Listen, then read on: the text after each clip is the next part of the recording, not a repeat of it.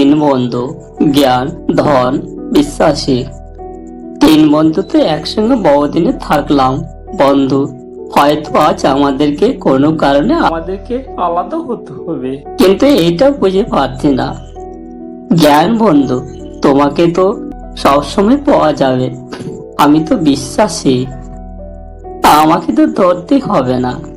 তোমাদের চেয়ে আমি বেশি দুঃখী রয়েছি। হ্যাঁ গো বন্ধু, ঠিক বলছো। আমাকে সব সময় আমি তো জ্ঞান বন্ধু, আমি সবসময় মন্দির মসজিদে থাকি। যখনই স্মরণ করবে তখনই পাবে। হ্যাঁ গো, ঠিক বলছো বন্ধু তুমি। তাই আমিও ধন বন্ধু, আমি যে ধন বন্ধু, আমিও দুঃখী রয়েছি। কোনো মানুষ বেশি বড় লোক হলে তার বাড়িতে বেশি করে আমাকে থাকতে হয়, কারো বাড়িতে কম হয়ে গেলে সে আবার দুঃখ পায়। আমিও ভাবতে পারছি না কি করব।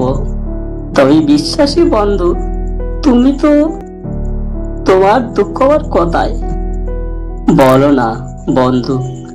আমি বিশ্বাসী, মানুষের উপরে একবার বিশ্বাস হারিয়ে গেলে আমি তো আর থাকি না, আমাকে চলে যেতে হয়।